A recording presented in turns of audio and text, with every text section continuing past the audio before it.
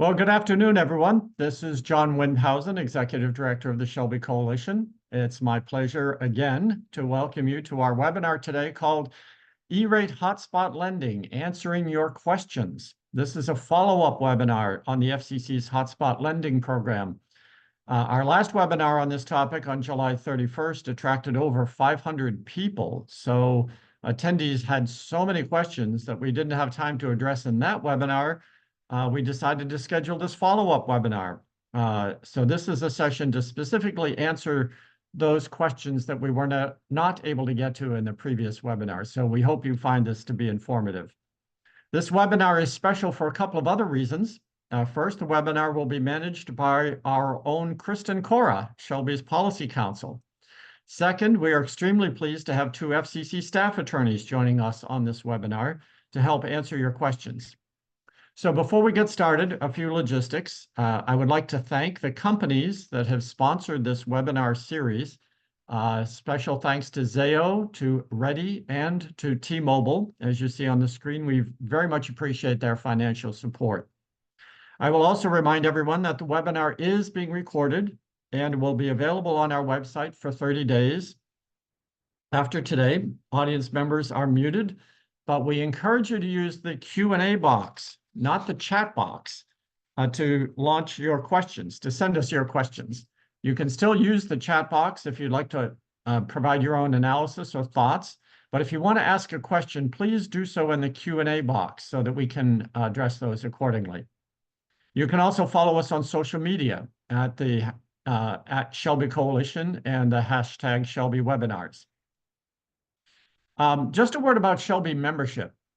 You probably know that SHLB is a membership organization, but you may not know that our membership dues are our primary means of financial support. So if you are not a member and you like the work that we're doing, please consider joining and becoming a full member of SHLB. There are three main reasons for joining the SHLB Coalition, as you can see on the slide. Membership allows you to have an influence on broadband policy, and meet other organizations who share our commitment for digital equity, and also help to stay up to speed and ahead of the curve on federal broadband policies. More information is available on our website at the link that you can see on the slide. All right, with those logistics out of the way, it's time to turn our attention to our outstanding panel of speakers today. As mentioned earlier, this webinar will be managed and run by Kristen Corra, our Policy Counsel, and we have four experts who are joining us today. As you see on the slide, Michael Flood is founder and CEO of Alpine Frog, LLC. Lauren Abner is the State E-Rate Coordinator for the Kentucky Department for Libraries and Archives. And then our two FCC special guests, Johnnay Schriebe is the Deputy Division Chief, the Telecommunications Access Policy Division at the FCC, and she will be joined by Molly O'Connor, an attorney advisor with the FCC as well. So with that, very pleased to turn the proceedings over to Kristen Corra. Go ahead, Kristen. Thank you, John, and good afternoon, everyone. Thank you so much for joining us today for this webinar. As John said, this is a follow-up webinar to one that we previously hosted regarding the FCC's Hotspot Lending Initiative within the E-Rate program. And we did have a lot of attendees for that previous webinar, so we are following up with a whole host of questions that many of you submitted. So we are very, very pleased that the FCC and both Michael and Lauren can join us today to follow up to that webinar. So just a little bit of the run of show. I'm going to turn it over to the FCC here in just a moment, and they are going to give just a couple of updates and disclaimers before we get going. And then we will turn it over to Lauren Abner. Lauren would like to do a small presentation just about some of the highlights from the FCC's order on this item. And so for any of you out there who might be new to E-Rate or weren't able to catch our previous webinars on this topic, we wanted to provide just some basic information to get you started before we jump into the Q&A.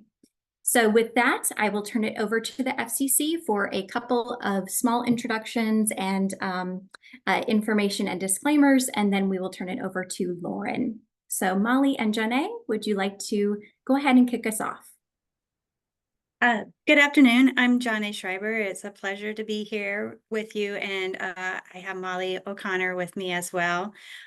We just wanted to remind the attendees that this is a permit but disclose proceeding, which means that there continues to be certain disclosure requirements, and until the hotspot proceeding no longer remains subject to administrative reconsideration or review, the FCC's ex parte rules remain in effect, and this means that any presentations or reviews on a subject expressed to the commission or its staff, including by email, must be filed in our docket for this proceeding, WC docket number 2131, which can be accessed via the FCC's electronic comment filing system on its website. And so, like, the responses to the questions and what we're discussing and the answers, that wouldn't have to be filed in an ex parte. But if any participants were to ask new questions or want to make changes to what the commission had adopted in its order, those types of suggestions or recommendations would need to be included in an ex parte. So we just wanted to remind everybody of those obligations. So thank you, and it's a pleasure to be here today. And I can turn it back over to Kristen. Thank you so much, Johnnay. Appreciate that. And I will now turn it over to Lauren Abner to begin her presentation. Lauren, when you're ready. All right.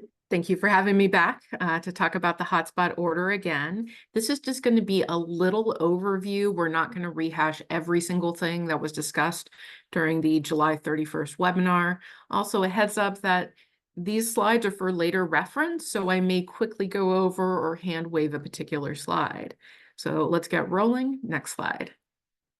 All right, so the final hotspot order was released on July 29th, 2024, and it has now appeared in the Federal Register. It will be effective September 19th, 2024, except for certain sections that will be addressed in the Federal Register at a later time. Next slide. So for the hotspot order, we're talking about adding E-rate discounts for hotspots to the E-rate eligible services list for funding year 2025. So the first time you'll be able to get discounts will be on services from July 1st, 2025 to June 30th, 2026.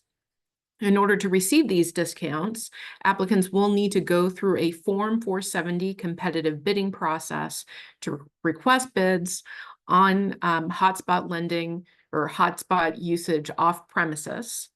And right now, the funding year 2025 version of the Form 470 is not yet available, although at the end of my slides, I'll describe some resources that are currently available. I believe, though, the FCC wanted to hop in and say a little bit about competitive bidding. Yeah, I just wanted to flag that there will be additional guidance that we will issue regarding, oh, there we go, hotspots and competitive bidding. So that's something to look out for in the future. All right, thank you, Molly. All right, next slide. All right, so let's talk about what will be eligible. So first of all will be the monthly hotspot service or mobile broadband service for use off premises. There is a price cap, so you'll be able to request your discount rate on up to $15 per month per hotspot. So even if you've got a plan that's more expensive, your discount rate will be applied to up to $15, and then any amount that's over that $15 will be entirely on the applicant.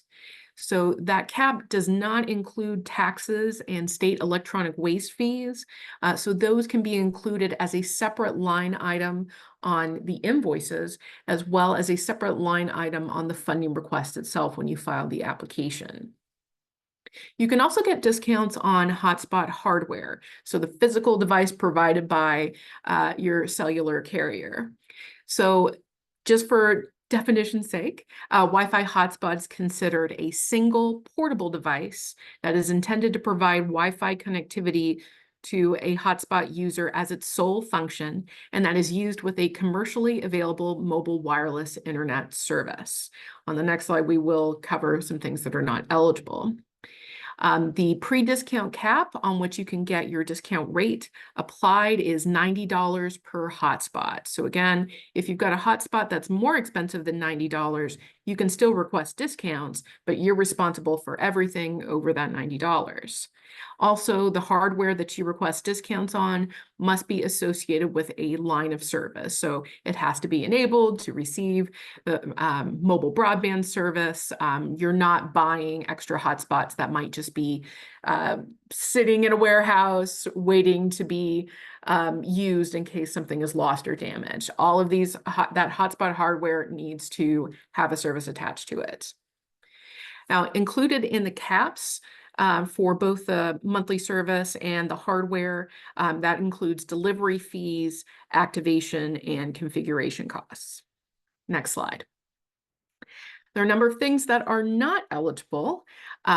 Just so we're really clear, this is about providing, mobile broadband to a single user in a single device. So we're not providing monthly data for Wi-Fi air cards that go in laptops or tablets.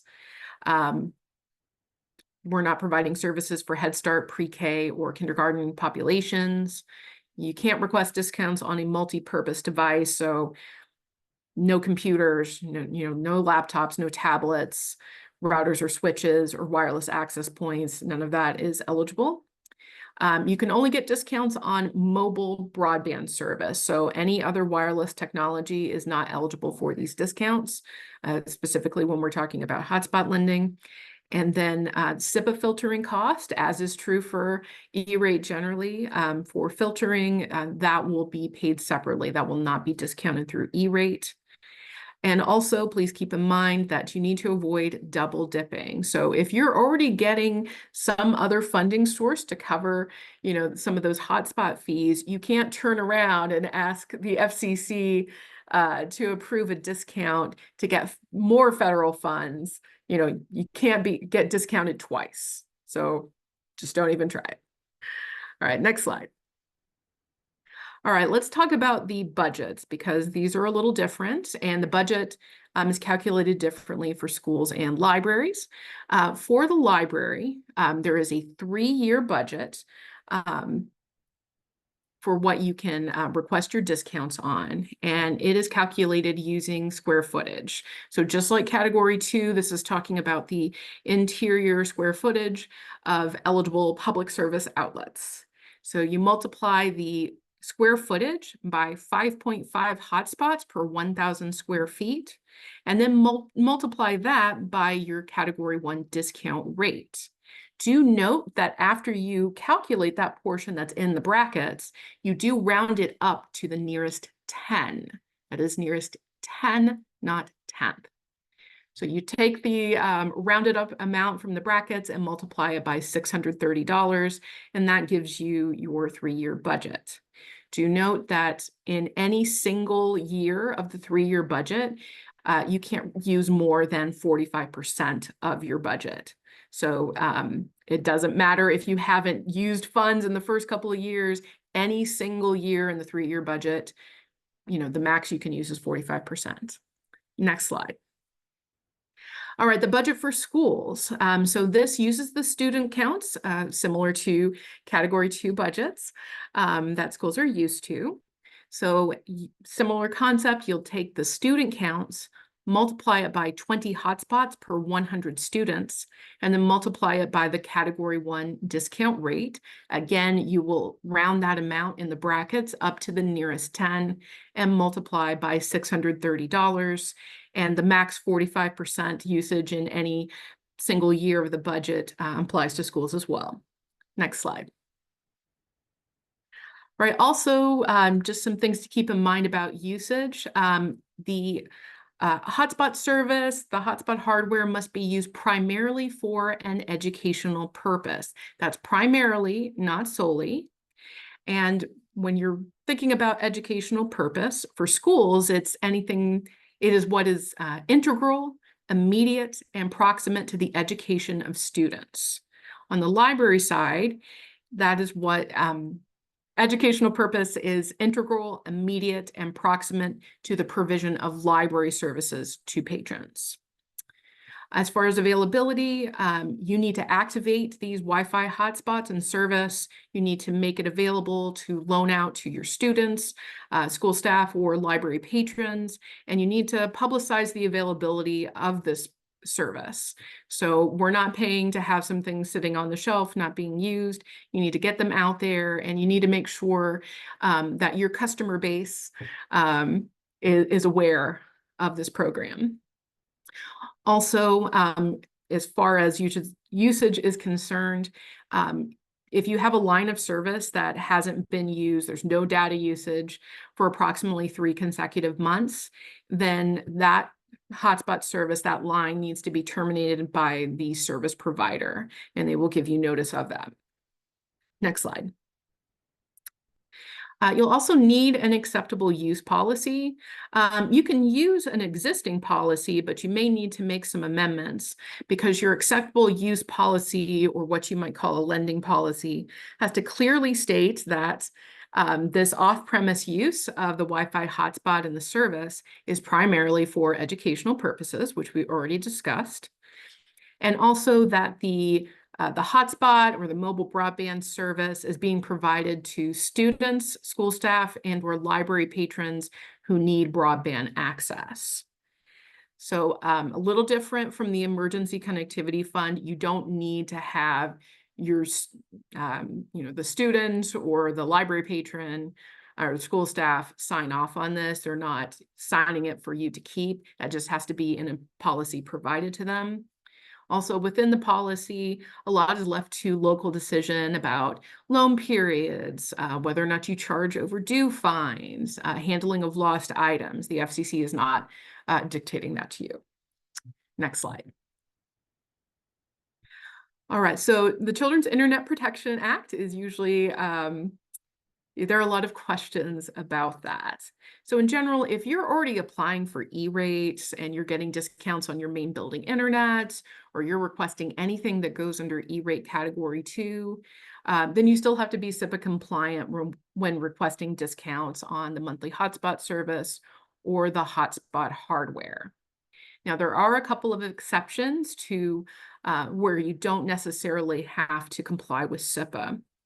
The first is if you're requesting E-rate only for telecommunications. So that would be something like a transport circuit or a wide area network circuit that doesn't have internet access, or you're billed separately for that. You can request discounts only on that telecommunications service itself and not have to comply with SIPA, keeping in mind you would have to separately pay in full for something like internet service.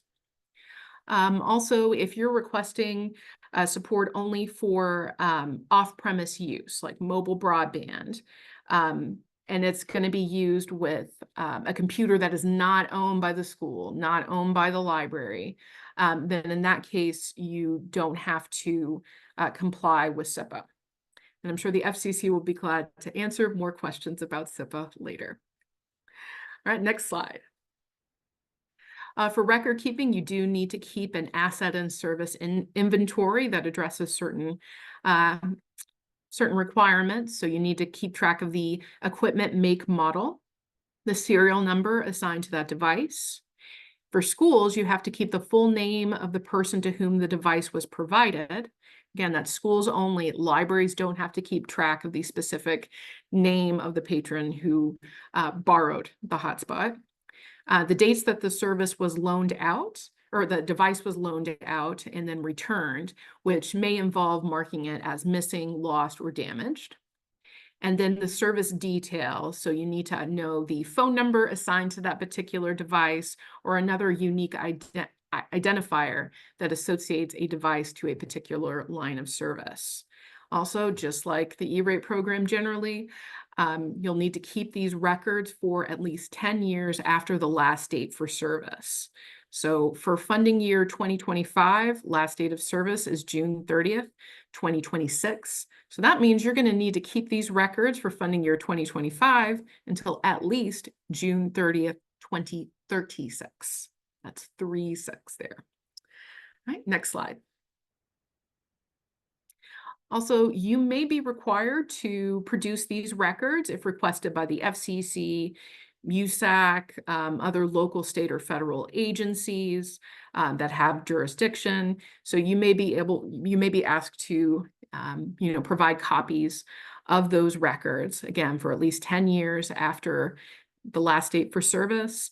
Also, when you're providing that information, if there is specific identifiable information, you don't have to, you can provide things in an anonymized or de-identified format to comply with any federal or state privacy laws. For example, a lot of states, most states actually, 48 of them, have laws about patron privacy, so you wouldn't have to provide the full patron name if asked. Next slide. So there are plenty of resources available right now, even though the Form 470 itself is not available. You can't start the actual competitive bidding process, but you can learn a lot about it. USAC recently recorded a webinar on hotspot eligibility. I've got links to the slides, and then you have to go to the webinars page to click on a link to view the recording of that. USAC has also released an updated Form 470 training module that shows the options for hotspot lending. So that's one way to practice. There's also a new Form 470 services guiding statements table. So that describes for both Category 1 and Category 2, if there's a particular thing you want to request, here is what you would need to have listed on the Form 470. Also, as is always the case, there is a training site for the E-Rate Productivity Center, and the Form 470 in the training portal now has the hotspot lending option. So there's a request form you can complete online to get access to a training portal.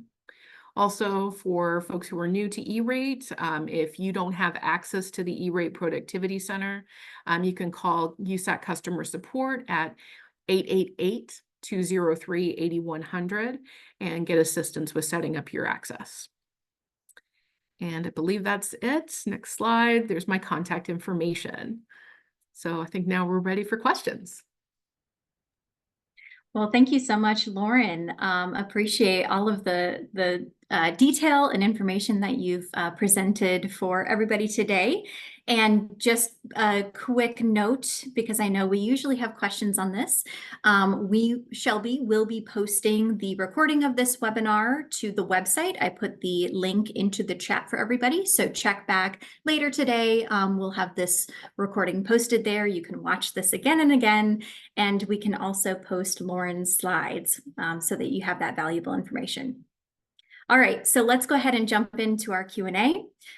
So we have a lot of questions. We have a lot of different topics to cover. So some of these Lauren might have touched on. So we want to just make sure we're digging into these questions and making sure that we're answering what is most valuable for everybody. I see that we do have some questions coming into the Q&A box. Please continue to post there, and we'll try to work through ones that we might be able to answer. And then as the FCC, said at the top, there might be some that they aren't able to answer at this time. And in regards to competitive bidding, they did say that they are going to post further guidance on that. So we won't go into a lot of competitive bidding questions on this particular call. All right, so the first question I want to tee up for the FCC. So I just want to set the stage a little bit before we jump into some of the other logistics of the order for any attendees on this call who might not be current E-Rate participants. So there might be some new folks or some folks that are new to E-Rate. So I want to make sure we're starting them off on a good foot here. So first things first, there's a lot of discussion about broadband funding, and there's different types of programs out there for broadband funding. So when we talk about the FCC's Hotspot Lending Initiative, which broadband funding program is actually supporting that initiative? I can take this question, Kristen. The E-Rate program, or the Schools and Libraries Universal Service Support Mechanism, which is the formal name for the E-Rate program, is a is a funding program by the FCC that makes telecommunications and information services more affordable for eligible schools and libraries. So that's the funding program that would fund the hotspot lending program. Perfect. Thank you for that clarification. All right, I'll ask the next question of the FCC. How can a school or library determine their Category 1 discount rate? Okay, I'll take this one too. Discounts for support can range from 20 to 90% and depend on the category of service requested, the level of poverty, and also the urban or rural status of the school district. The E-rate program uses the National School Lunch Program, also known as NSLP, to determine the applicant's level of poverty, and an independent library uses the NSLP figure for the public school district in which it's located. If the library is not physically located within a school district, it should use the figure for the school district geographically closest to it. If a library is a system with multiple branches, it should use the figure for the school district in which the main branch of this library is located. And then the urban or rural status for funding year 2024 is based on the 2020 census data, and EPIC will automatically determine the urban and rural status when the entity will type in their physical address, so they don't have to worry about that one. Right, thank you, Johnnay. Another question, is E-rate funding provided in the form of reimbursement? I'll take this one too. Yes, the E-rate program is a discount program, meaning that the program will reimburse eligible entities for the portion of cost of the eligible equipment or services depending upon their discount rate.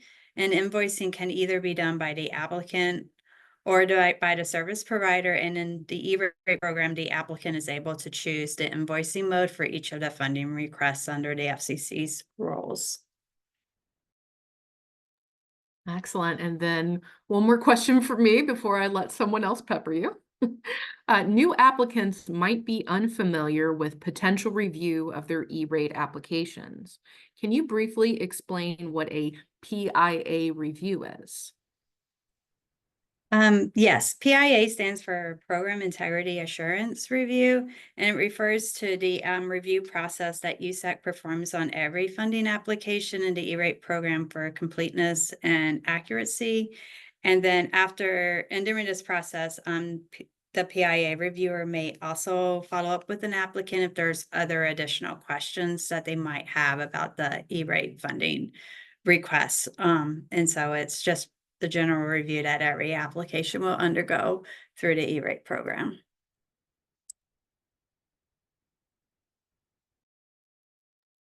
Thank you. So we're going to switch to a few questions regarding administrative considerations. For the first, if you can explain the timeline for the program, meaning once the funding has been approved, will it go into effect? This questioner asked, will it go into effect January 1st, 2025, which I think we can explain the actual E-rate funding cycle. Applicants and the funding but the E-rate, this one's kind of confusing a little bit because the application funding window generally opens in the January-March timeframe, and then the applicants will start to receive their funding commitments usually in the spring. But the funding window for funding year 2025, the funding period would be July 1, 2025 would be the start of the funding year, and applicants and service providers would begin to be able to begin invoicing for equipment and services after it's been delivered or received starting on July 1, 2025 for funding year 2025. And applicants and service providers are not allowed to receive advance payment for equipment and services in the E-rate program. So the E-rate program is not a grant program where you can get the funding first and then be able to get the equipment and services later. So it wouldn't work that way. So you would have to first receive your funding commitment and then receive your services and equipment starting on July 1, and then submit your request for reimbursement to begin to receive the actual funding after the receipt of the equipment and services. Great, thank you. So the next question, we do know the draft 2025 ESL has been released. Is there anything that applicants need to know about timing or other considerations for the eligible services list? Where do Wi-Fi hotspots appear on the eligible services list or the draft that has been released?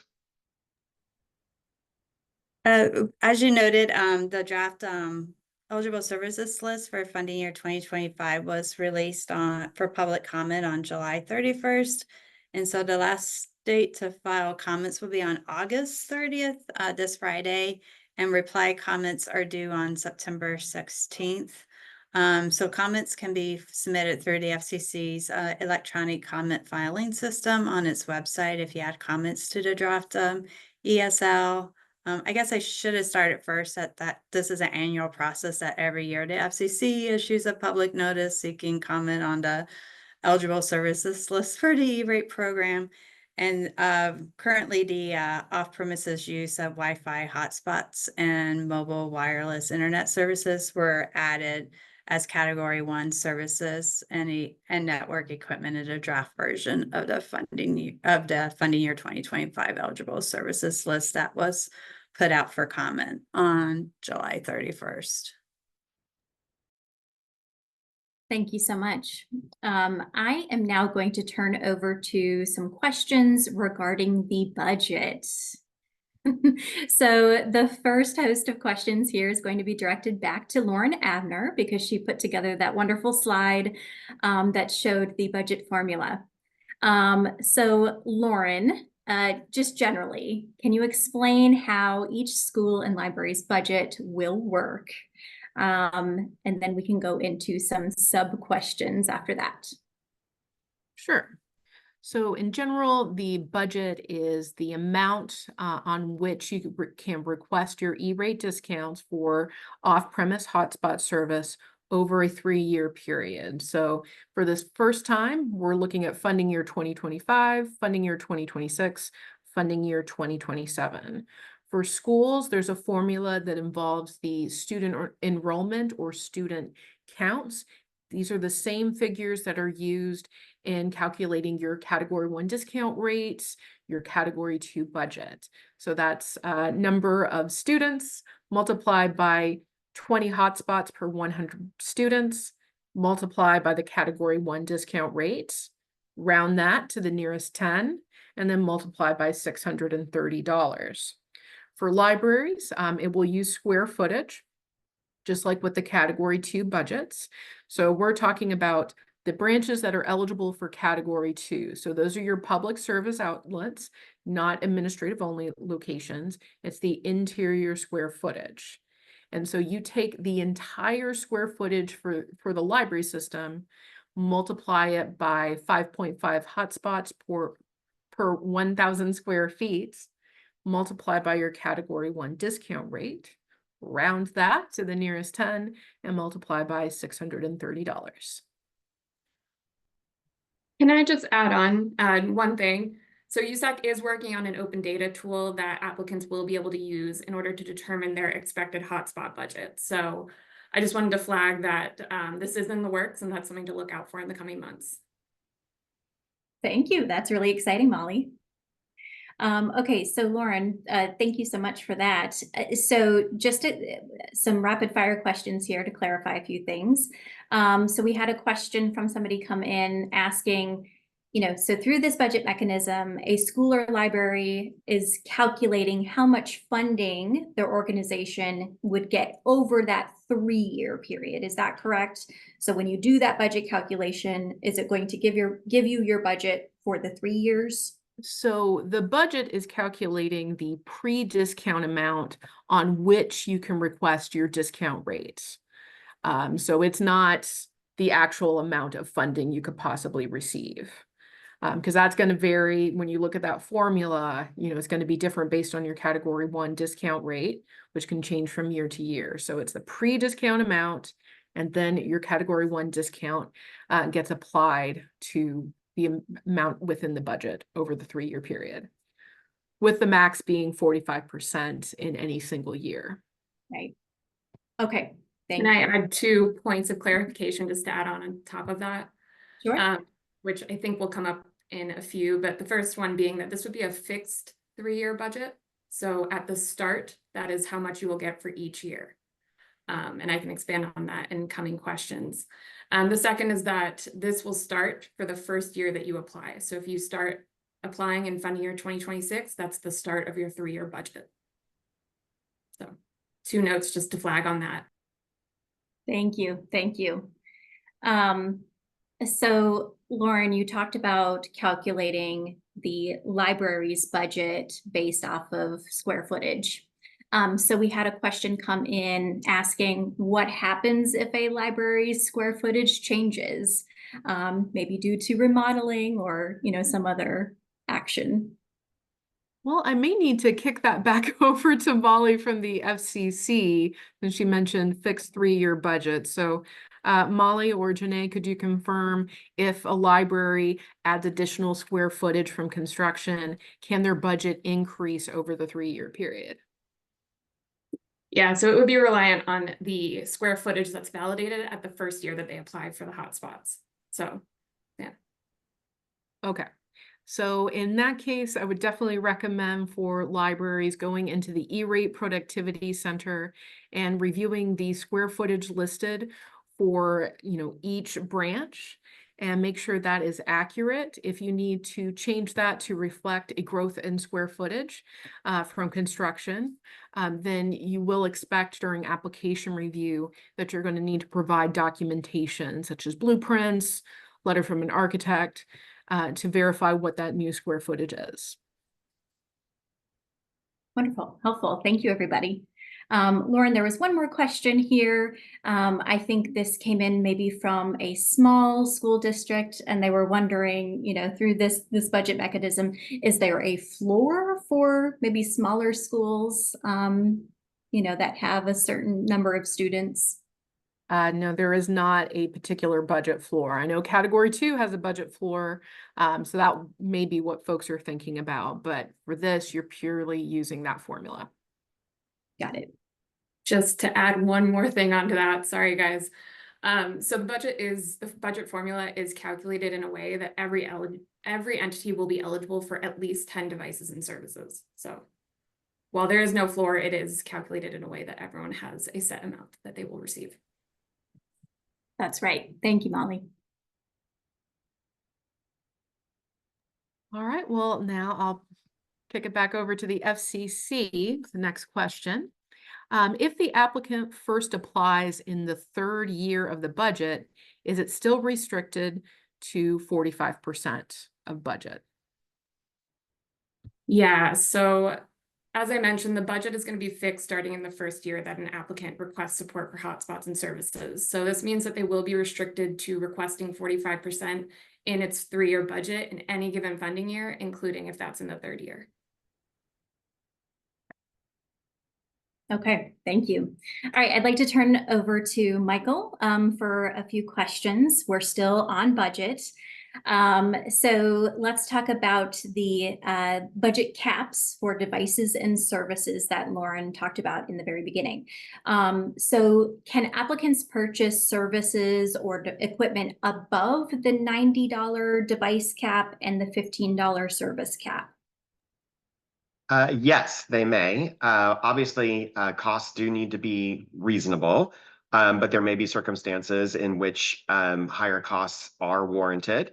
However, the program will only reimburse up to the discounted amount subject to these caps. So as an example, if you were to purchase a hotspot that you found that cost $150, the program would reimburse at most the discounted portion of $90. You would be responsible for the applicant's share of that $90 plus any amount over $90. Similar logic would apply to services. Thank you. And just Michael, from maybe sort of an on the ground or real world experience, within E-rate and, different vendors and, this program, are service providers considering reducing monthly service fees to be closer to that $15 cap, or, maybe also for the $90 device cap? Yeah. Ultimately, of course, that's the decision of each individual service provider, and we will get a final answer when competitive bidding happens and we see the responses that applicants receive.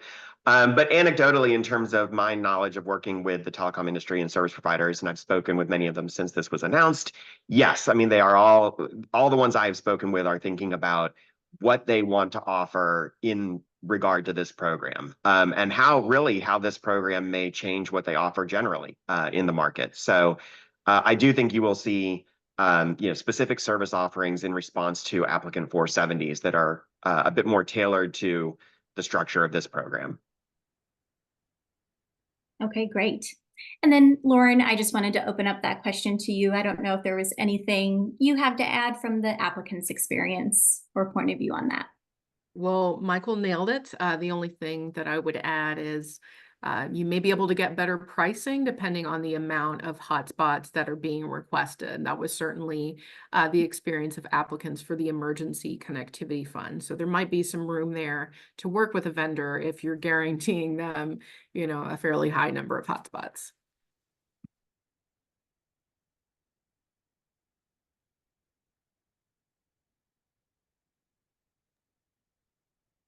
And sorry, I just realized I'm supposed to ask the next question. My apologies for the pause. All right, back to the FCC. The hotspot order mentions that applicants may not double dip. Can you please explain what double dipping means? And also, can entities use other funding to pay for their non-discounted share of the cost? Yeah, so I think, Lauren, you did a good job of covering this earlier, but just to reiterate, double dipping, which is also referred to as duplicate funding, this refers to when entities receive funding for the same equipment or services that have already been funded through some other source, and this is prohibited in E-rate. So an applicant cannot, for example, receive E-rate support for a Wi-Fi hotspot while also receiving some other form of federal funding for that same hotspot. In terms of their non-discount share, so using funding from other sources to cover the non-discounted share is permitted, provided that the funding is not coming from the service provider. Service providers are prohibited from paying or waiving the applicant's non-discounted share of the costs. All right, thank you. And then just to wrap up this section regarding budget, one question for the FCC: are there suggestions for how small schools or libraries can learn more about participating in E-rate if they don't currently apply for E-rate funds? Yeah, so USAC, who the administrator of the E-rate program, they have a lot of helpful resources. I know I mentioned earlier that they're working on a tool that folks will be able to use in order to get a forecasted E-rate hotspots budget. And in addition to that, they offer live trainings as well as existing content. Notably, each fall they offer a fall training program, and this is for entities of all experience levels. And you can just come and learn about the E-rate program and how to participate. They just announced the fall training for 2024. It's going to start next Thursday on September 5th, and it will run through the first week of November. And this will cover an overview of the E-rate program, as well as the pre-commitment and post-commitment processes, eligible services, Category 2 budgets, and invoicing. And they also have a number of pre-recorded videos. So as you noted, Lauren, in your slides, I believe they just did a E-rate hotspots webinar. So a recording of that is available on their website that I believe will be shared in that slide, but can also be found at usac.org. And then the last thing I'll note, and I can drop this in the chat at some point, but we put together a number of resources for tribal libraries when we were focusing on expanding our reach for tribal libraries. And I think a lot of those can be useful for new, smaller libraries and schools. These include things like a checklist for what you need to do to apply for the E-rate program. And that might also be helpful for someone just trying to start out. Wonderful. Thank you so much, Molly. And then Lauren, any considerations, on this particular question for maybe new libraries entering the scene? Absolutely. I would recommend getting in contact with your state E-rate coordinator. In a moment, I'll add links in the chat to a directory for the state library E-rate coordinators, and then also the school coordinators, because there may be things you need to keep in mind at a state level that wouldn't be covered in a USAC training. And also, depending on the state, your coordinator may be able to set up a meeting to kind of talk about your options and really get you oriented when you get started in this process. So those are really great resources that many states provide. Wonderful. Okay, so now we're going to turn over to eligible hotspot recipients. So Lauren, I think we've got a couple of questions teed up for the FCC if you want to take those. Will do. All right, so FCC, who are eligible to receive Wi-Fi hotspot/services? Is there a program limited or open to all library customers? Are there certain criteria?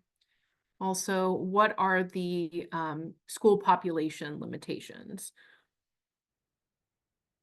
Yeah, so the off-premises hotspots and services may be used by students, school staff, and library patrons. The way that the Wi-Fi hotspot lending program mechanism is set up is to permit applicants to use their own judgment to determine the need in their own localities within the limits that we established in the order.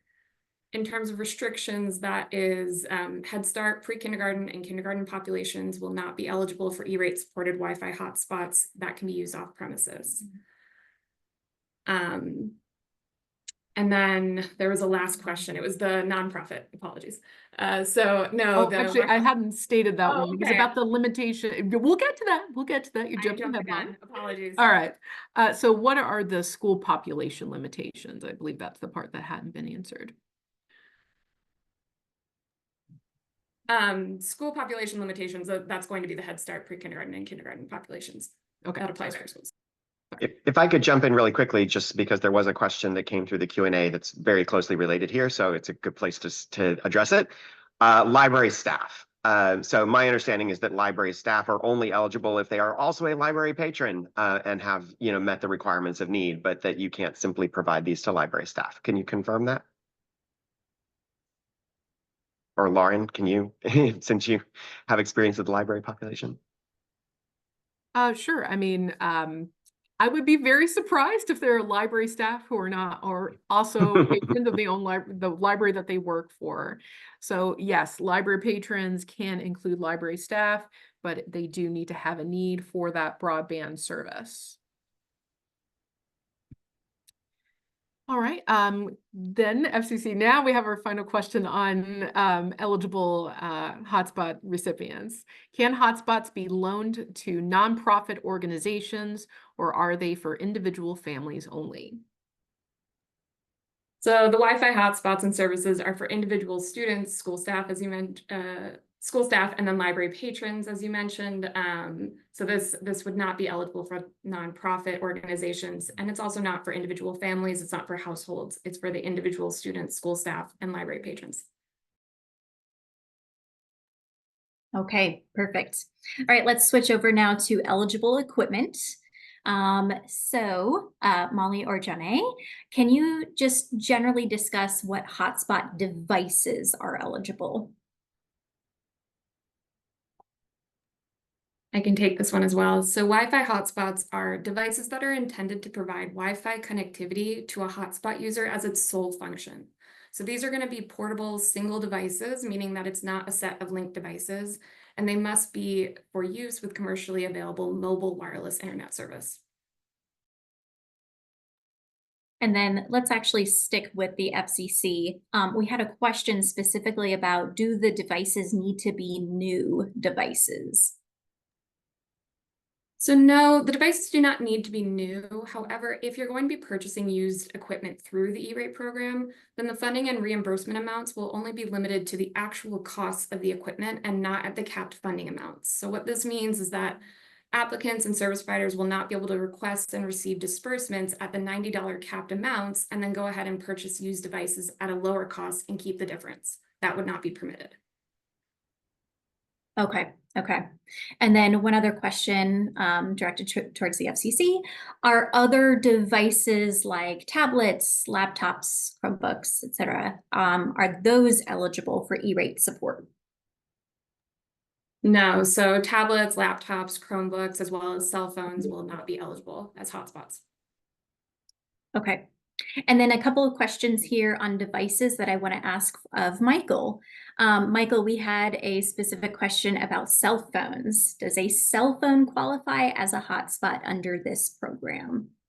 Yeah, so obviously the industry uses the term hotspot more broadly and talks about the fact that smartphones and other types of devices have hotspot capability.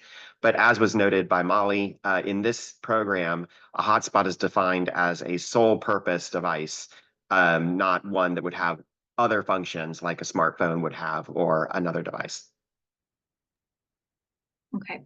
And then Michael, we had a question, if a school or library already circulates hotspots, can they now use E-rate funds towards the cost of that process? So applicants can use hotspots that they've acquired with funding from other sources. They can use the E-rate program to pay for the services to those hotspots as long as they do meet the same definitions and follow the same program rules. But they cannot go back and seek retroactive reimbursement for hotspots that they had previously acquired under some other program or with other funds. Okay, thank you. All right, so now let's talk about eligible services. So back to the FCC, we had a question about fixed wireless. Is fixed wireless eligible under this program?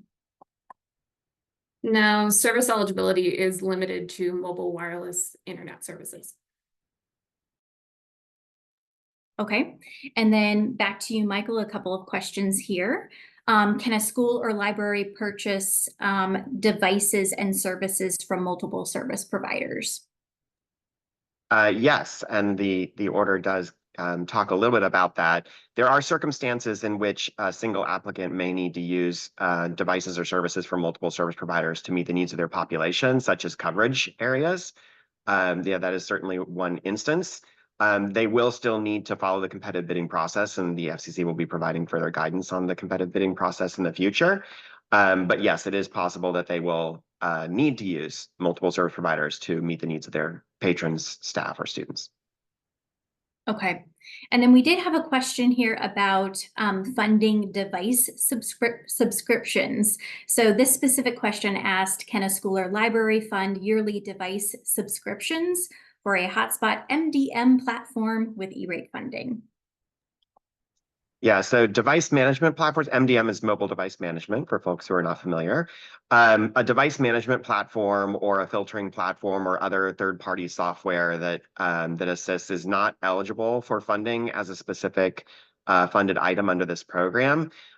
So if that is a separate line item cost or is a cost that is something that can be allocated out of a service provider's cost as an ineligible item, they would be required to do that.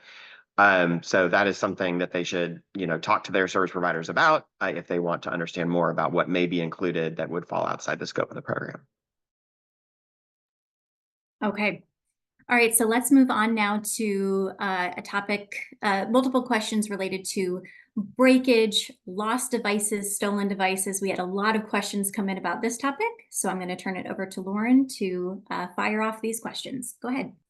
All right, FCC, can a school or library request a replacement if some of the hotspots are broken or damaged during the 3-year contract? Applicants may not request funding for Wi-Fi hotspots for future use to be stored in case of theft, loss, or breakage, or for emergency use. So the short answer would be no. Okay, so just to be really clear, will E-rate cover any cost for damaged device replacements? Applicants would not be able to order devices and store them for future breakage, loss, but I think you had another question. There's another question. What if the service provider wants to exchange the broken unit for a new one? No, I think that the next one though is will E-rate cover the cost of damage replacements? And so I guess I was going to say, just to add on, that applicants could they could use E-rate, they could use hotspot funding in a future funding year to replace damaged or broken or lost devices, but they would have to use funding that remains in their budget in the next year to replace their damaged or lost or stolen devices, but they couldn't replace them in advance and store them in case it happened during that funding year, if that makes sense. Yeah, so basically, if you've got a year where some of the hotspots were broken and you know that, you can go ahead in the next cycle, ask for discounts on the new hotspot devices that you need to replace those old ones. From the prior year, yeah, Yes. yes. Okay. So you could do it that way. So we were trying to clarify, you could do it that way, but you couldn't do it in advance and keep them in an office and store them for future use. So you wouldn't be able to do it that. So I was just trying to clarify, right, that you might be able to do it, but it would have to be in the next funding year to be able to do it. Okay, and then what if the service provider wants to exchange the broken unit for a new one? And that one would be, it seems to be more fact specific and would be dependent upon the parties' contract terms. And then we would note that the applicant's asset inventory records would have to reflect that information, including the dates of when the devices were exchanged and information on the new replacement device. But that is a very fact specific question and very dependent upon what the contract terms may be between the parties. Gotcha. Well, Michael, is there anything that you wanted to add from the service provider perspective? I think that so everything there makes sense. I would just add a couple of things. One, it's very valuable for service providers to be very clear and upfront about what their standard warranty offerings are on any equipment they provide, so that it's clear, what is with regard to, equipment failure or any other thing, what is covered under a warranty. And then finally, also they should, be cognizant of, if the applicant cannot purchase further replacement devices under this program, or they need them sooner than the next funding year, for example, that they need to work with their applicants to find other funding sources that could be used to purchase eligible devices for use with the program. And also just to be cognizant of the gift rules, so they cannot simply, give additional equipment to their E-rate applicants.